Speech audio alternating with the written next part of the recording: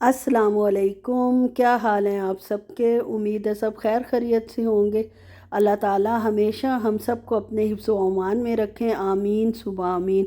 ये ginger chicken nuggets हैं जो बेटी ने लिए थे इस वीकेंड पे के नाश्ते में। उसके लिए सिवाय चिप्स के आपको पता है शामी कबाब के कोई चीज़ नहीं होती, तो उसने अपने लिए जनाब लिए हैं ये, और अल्लाह करे अब खा ले। और आज फिर मैं उसको हफ्ते बाद जो है यही फ्राई करके दे रही हूँ। थोड़े से मैंने वेजिस लिए हैं और 3-4 जो है वो नगेट्स लूँगी, और इसको जनाब फ्राई करते हैं। फ्रोज़न है दोनों चीज़ें, इसलिए मैंने ठंडे ऑयल में डाली हैं। अगर गर्म में डालती तो ऊपर से जनाब ये ब्राउन हो जाते और अंदर से वैसे के वैसे कच्चे रह जाते, तो उसका कोई फ़ायदा नहीं था। यानी मतलब कोई आपको शिकायत करे खाने के मामले में तो मुझे तो खैर बहुत बुरा लगता है। इसलिए पहले ही कॉन्शियस होकर चीज़ बनानी चाहिए ताकि किसी को कोई बात करने का मौका ही ना मिले, और ना बात करने का मौका देना चाहिए। जितनी अपनी तरफ से तो कोशिश यही करनी चाहिए कि अच्छी से अच्छा हम जनाब बना कर दें। अगर उसके बावजूद कोई कमी रह जाए तो खैर है, फिर क्या कर सकते हैं। और जनाब आज मैं चाय में अपने हस्बैंड के लिए बना रही हूँ पैटीज़, चिकन पैटीज़, और बेकरी बेकरी स्टाइल के। इसकी रेसिपी मैंने 2-4 दफ़ा दी हुई है, लेकिन मैं इसकी फिलिंग जो है वो डिफरेंट मतलब तरीके से बनाती रहती हूँ ताकि पता चले कि कौन सा टेस्ट अच्छा और परफेक्ट है। तो उसके लिए आज मैंने थोड़ी सी चेंजेस की थी, सोचा आपके साथ ये सारा प्रोसीजर ही शेयर करूँ। पट्टियाँ तो मेरे पास उसकी जो पड़ी हुई थी, शीट्स जो होती हैं पफ पेस्ट्री की, तो वो तो खैर उसकी टेंशन नहीं थी।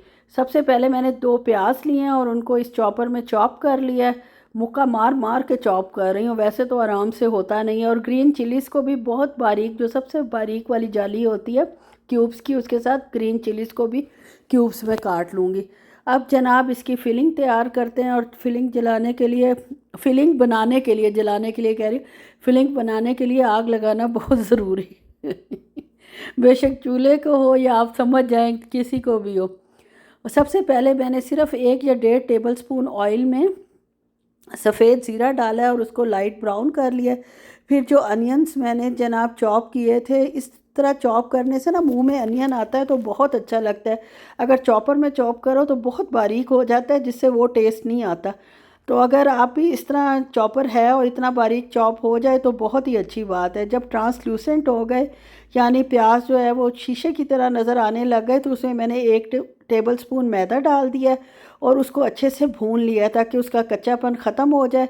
और साथ दूध डालती जाऊंगी जितना ये एब्ज़ॉर्ब कर ले। थोड़ा सा मतलब आधा से पौना कप इसमें दूध गया ही था, थोड़ा थोड़ा करके डालती रही हूँ।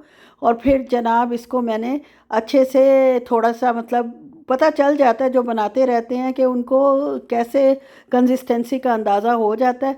उसके बाद मैंने इसमें चिकन डाला है और चिकन पाउडर भी थोड़ा सा डाला है, उससे भी बहुत अच्छा टेस्ट आता है। और जनाब काली मिर्च डाली थी, वाइट पेपर भी डाली थी, जो आपके साथ वाइट पेपर शेयर नहीं मैं कर सकी। और साथ जनाब नमक और सब्ज़ मिर्चें तो डालनी डालनी थी क्योंकि वो मैंने चॉप की थी। नमक जो है वो मैंने आखिर में बिल्कुल डाला था क्योंकि वो चिकन पाउडर में नमक होता है। और इसको इतना आपने अच्छी तरह ड्राई करना है कि ये सारा जो है वो किनारे भी छोड़ दे और साइड्स भी छोड़ दे, और बिल्कुल ना चिपके किसी भी चीज़ के साथ। चमचे से चिपका होगा तो उसको आपने उतार लेना है, बर्तन में नहीं चिपकना चाहिए। चमचे की चले खैर है, इतनी छूट इसको देते हैं कि चमचे चमचे से ये चिपक जाए। और जनाब जब तक वो ठंडा होता है तब तक सबसे पहले बर्तन समेटे जाएंगे। जो टोकरी में पड़े हैं बर्तन समेटूंगी तो नए बर्तन धो के रखूंगी। और आप ये देख लें कि सिर्फ बेटी के नाश्ते के बर्तन और जनाब ये जो पैटीज बनाए हैं उसके बर्तन कितने ज़्यादा हो जाते हैं। बर्तनों में तो ऐसी अल्लाह मियाँ ने बरकत डाली है ना, और हमने जनाब इस्तेमाल कर करके हर चीज़, जब घर बनेगी तो बर्तन भी ज़्यादा भरेंगे। लेकिन घर बनाने में चीज़ का यार अपना मज़ा है, इतना मज़ा आता है बनाने में जिसकी कोई हद नहीं। इसके अलावा जनाब ओवन को मैं ऊपर से क्लियर करूँगी, इतनी जगह काउंटर पे तो मेरे पास है नहीं, इसलिए मैंने ओवन के ऊपर भी सामान रखा हुआ है। और इसको जनाब क्लियर कर लेती हूँ। और अब पफ पेस्ट्री के इसको आधा घंटा पहले मैंने जला के छोड़ दिया है 210 सेंटीग्रेड पे। और इस दौरान जो है वो मैं पट्टियाँ भी निकाल लूँगी और इनको जनाब डीफ्रॉस्ट होने के लिए रख दूँगी। ये बड़ी अच्छी पट्टियाँ आती हैं, इनके दरमियान इन्होंने पेपर लगाया हुआ होता है। सुमला कंपनी है सऊदीया में, उसकी पट्टियाँ हैं। तो जब तक ये डीफ्रॉस्ट होती हैं तो आपकी बहन करेगी सफाई। बहन कह लें, फ्रेंड कह लें, जो भी कहना है कह लें। और जनाब ये देखें, सबसे पहले कूड़े की बाल्टी का कूड़ा बेटी के हाथ फेंकवाया है, रखवाया है, फेंकवाना कहाँ था। और इसको जनाब बाल्टी का पेपर उसका शॉपर लगाया है कूड़े वाला, और पीछे भी गंद फेंकते हुए ना यार पीछे भी गिर जाता है। हालांकि बहुत एहतियात से फेंकती हूँ थोड़ा सा आगे करके, लेकिन मेरे अलावा शुक्र है 2 और लोग भी हैं इस घर में, वो भी कब फेंक सकते हैं। सिर्फ हर काम की जिम्मेदार ज़ाहिर है मैं तो नहीं हो सकती। उसके बाद जनाब जो अब कूड़ा, अब जो रैपर्स वगैरह निकले हैं पफ पेस्ट्री के वो, और ये कूड़ा भी मैं अच्छे से निकाल लूँगी, क्योंकि जब मैं सफाई करूँगी तो ये कागज़ वगैरह हैं। आज किचन मैंने धोने हैं बहुत अच्छी तरह, सर्फ वो फेरी डालती हूँ, सर्फ तो नहीं डालती, हमारी आदत मतलब मुंह पे चढ़ा हुआ है कि सिर्फ सर्फ ही सर्फ है। बस जनाब इसको इकट्ठा कर लूँगी इर्द गिर्द से जितने भी कागज़ हैं। और अजान शुरू हो गई है। अजान अब जनाब ख़त्म हुई हुई है। बेकिंग ट्रे मैंने निकाल ली है और बेकिंग शीट मैं लेकर आती हूँ। हर चीज़ घर में रखने का यही फ़ायदा होता है कि जिस वक्त आपको जिस चीज़ की ज़रूरत होती है फ़ौरन आपको मिल जाती है, और आप हाथ के हाथ जो आपका दिल करता है वो आप बना लेते हैं। इसकी नई है, पुरानी मेरी ख़त्म हो गई थी या कहीं पड़ी होगी, मैंने ढूंढने की कोशिश तो की है लेकिन मुझे मिली नहीं। बस जनाब बेकिंग शीट लगा के और अब आ गई हूँ टीवी लॉन्च की सफाई करने के लिए। आज तबीयत मेरी इतनी अच्छी नहीं है, मैंने आपको बताया था मेरे गले में ठीक ठाक किस्म का दर्द है और दवाई ली है। अब जिस्म का दर्द तो अल्लाह का शुक्र है काफ़ी बेहतर है, लेकिन गले में अभी मतलब थोड़ी सी इरिटेशन है, अल्लाह खैर करे। तो आज मैंने कहा था कि सिर्फ 2 मतलब टीवी लॉन्च की सफाई कर लूँगी और किचन को अच्छे से धो लूँगी, और बाकी जगहों पे जो है खाली झाड़ू लगा लूँगी। इधर तो खैर मैंने पोछा भी लगाया है, गंदा हो रहा था, पता नहीं कहाँ से गंद आ जाता है। खैर कर लिया, ज़ाहिर है जो करना था वो तो आपको पता है करना ही होता है हर हाल में। और इसके बाद जनाब अंडा घोला है जिससे ऊपर कोटिंग करूँगी, और इसमें थोड़ा सा पानी डाला है ताकि ये ना लाइट बन जाए। जितना लाइट इसको मैं लगाऊंगी ऊपर, उतना ऊपर की लेयर जो है वो बहुत क्रिस्पी बनेगी। और साथ जनाब मटेरियल भी ले आई हूँ, और पट्टियाँ जो हैं वो मेरी डीप फ्रॉस्ट हो गई हैं। किचन का काम अभी वैसे ही पड़ा है, इसलिए मैंने छोड़ दिया कि पहले ये रख लूँ अंदर। ओवन को भी आधा घंटा हो गया था गर्म हुए हुए, और दूसरा किचन में फिर कुछ ना कुछ नीचे गिरेगा, तो इस सबसे बेहतर यही है, मेरे हक़ में बेहतर यही है कि पहले मैं ये सारा ऊपर से समेट लूँ और जितना गंद मचता है उसको मचा लूँ, और उसके बाद जनाब जो है वो आराम से किचन साफ़ करूँगी, धोऊँगी, और फिर वो इंशाल्लाह मेरे लिए शाम तक या कल सुबह तक बिल्कुल सही रहेगा।